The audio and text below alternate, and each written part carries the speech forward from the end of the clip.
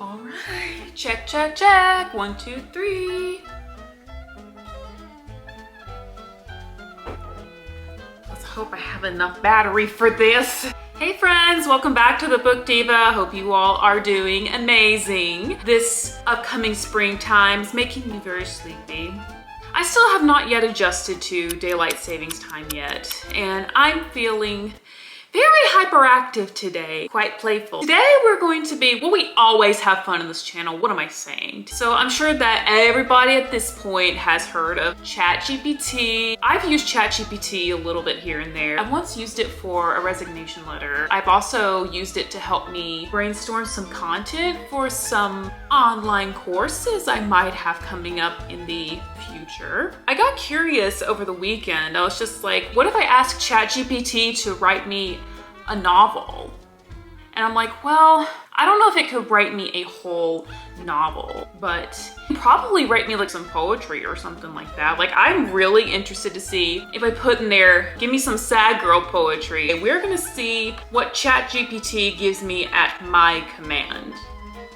What should I ask it first? Give me some sad girl poetry.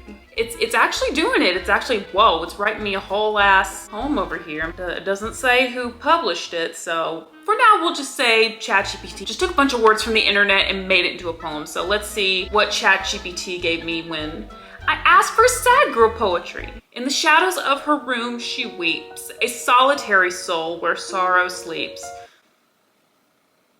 We've already got that nailed. Tears cascade like rain upon her cheeks, as silence reigns and solace seeks. In every sigh a whispered tale of dreams once bright, now frail and pale.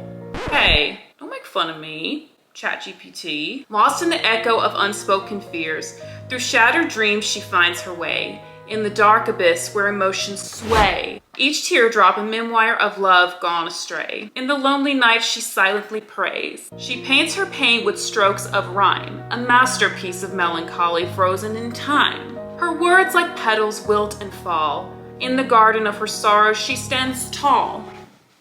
5'6". So, did I read that part already? Yes, no, I didn't. A melancholic melody fills the air. Well, it was filling the air earlier when I was playing some calming meditation music. As she weaves her sadness into despair, her heart strings a symphony of tears, echoing through the lonely years. Yet in her sadness a beauty lies, in the depths of despair where her spirit flies. For her darkness she finds her light. A sad girl's poetry. Oh, there you go. That's why. That's how ChatGPT came up with it. It scoured for a poem on the internet that had the words sad girl poetry. A beacon in the night. Okay, you did a great job, ChatGPT. Good job there. I must admit. I must admit. You did. I asked and you obeyed.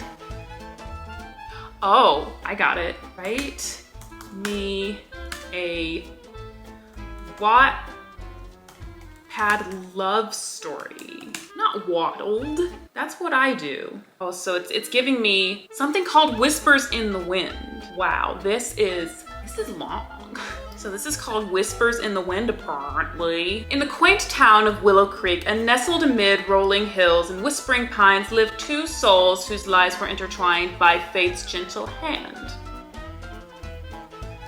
Ava, with her sparkling eyes and a heart as wild as the meadows, found solace in the pages of her beloved books. Yeah, I do too, Ava. I find solace in the pages of my books too, or else I wouldn't have the YouTube dedicated to reading and just books, now would I? She wandered through life with a sense of wonder, seeking the magic hidden within the ordinary. Across the town lived Liam, a quiet artist with a soulful gaze and a heart burdened by the weight of his past. Yeah, I've met plenty of those. Been there, done that, don't want to go back. Anyway, where was I?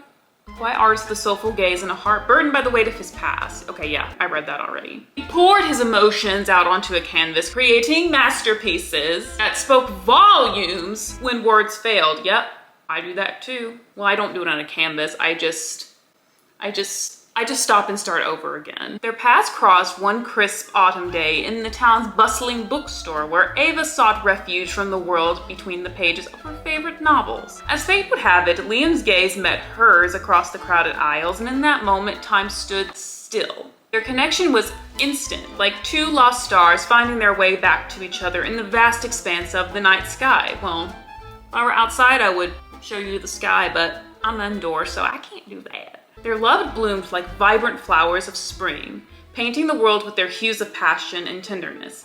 Together they danced beneath the moonlight, their laughter mingling the whispers of the wind that carried their dreams to distant horizons. But life, like the seasons, is unpredictable, and storms of uncertainty loom on the horizon. Doubt crept into their hearts, casting shadows upon their once radiant love. Yet amidst the chaos, they found strength in each other's arms, weathering the tempest together with unwavering faith. In the warmth of their embrace, they discovered that love, true love, is not immune to hardship, but rather thrives in the face of adversity. Well, that depends on how you look at it. I mean, I say that I'm a little 50-50 on that. Like, I get it. I can see why people would think that. Like, love conquers all in the face of hardship, but it depends on how. I heard somebody once say that, like, love should not be hard work, but it should be work. And I personally feel that that rings true, just based on my life experience and experience with the relationships that I've had thus far that you're not gonna know about. And so beneath the starry canopy of a summer night sky, surrounded by the tranquil melody of crickets and the gentle rustle of leaves, Ava and Liam vowed to love each other fiercely. Ow. To cherish every moment and to let their love be a beacon of hope in a world full of uncertainty. For in each other's arms they found home, a sanctuary where their souls could dance freely, forever entwined in the eternal embrace of love's enduring light. Well, are these love's enduring lights? Because they're bright. Okay. So it's been a while since I've heard of Roses Are Red, Violets Are Blue. They're usually, I don't know where that came from. Let's look it up real quick. Where did roses and red and violets are blue come from? The phrase roses are red, violets are blue is a well-known poetic convention often used to begin a structure of poems. See, I knew it. It's pretty, if you speak the English language, it's pretty common knowledge that roses are red, violets are blue. I don't know how else to describe it. A poetic convention, it says right here. A structure of poems. There we go. That's what it is. I'm gonna sit up on a pillow. My back hurts. I went boxing today, and I'm sore. I'm sore. You're sore? Well, it hurts. Now I wanna have Chat GPT give me a roses are red, violets are blue poem.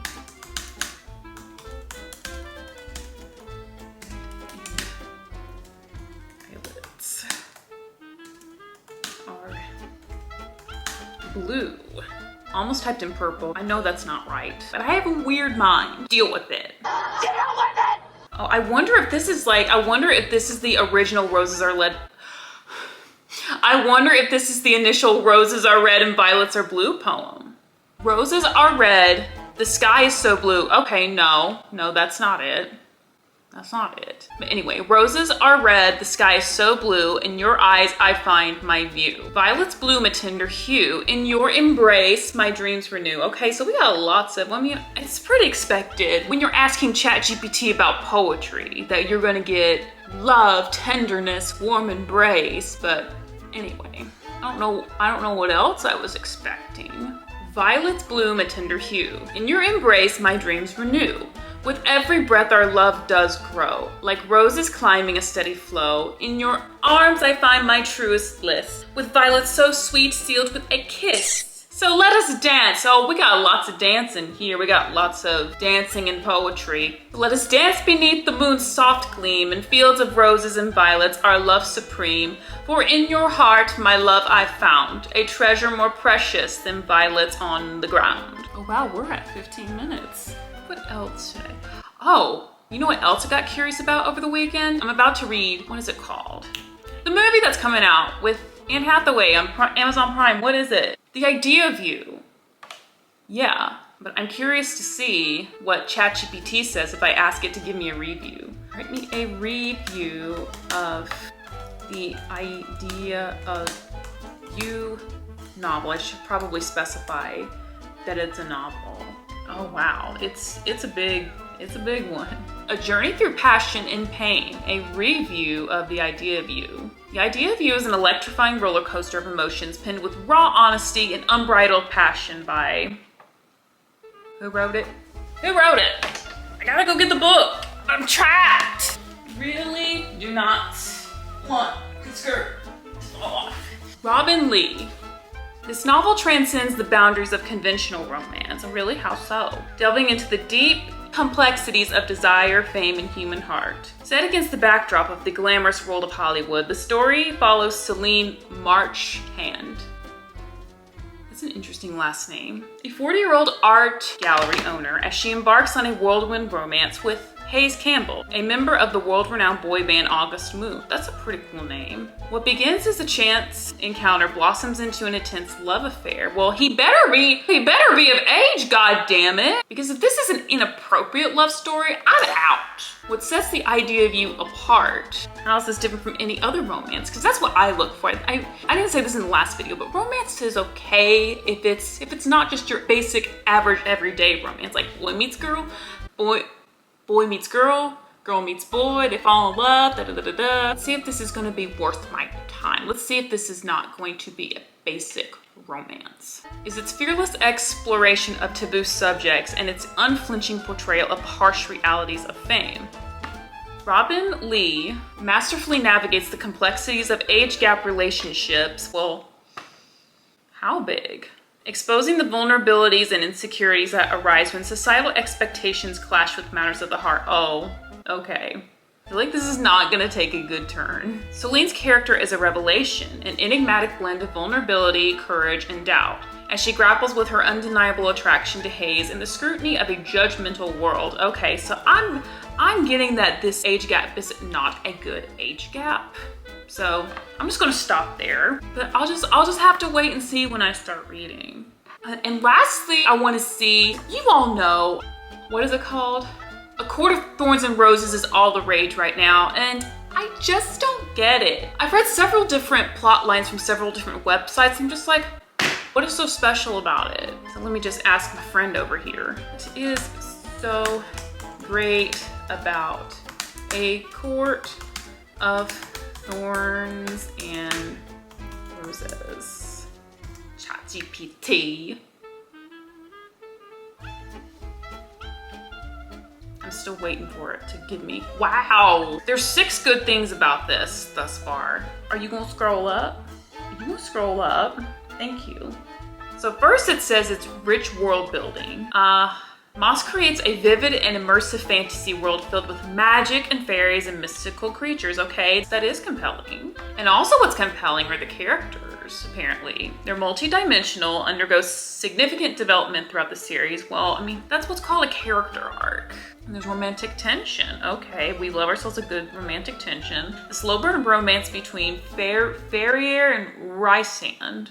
So I'm guessing those would be the 2 main characters in this, or at least the lovers. As the tumultuous relationships with other characters keep readers eagerly turning pages to see how their love story unfolds. Okay, well that's pretty much all romantics. I mean, is this a romance or is this an erotic novel? People who say that they've read it, like I've seen like those TikToks where it's like they're reading A Court of Thorns and Roses and they're like, spicy. Ugh.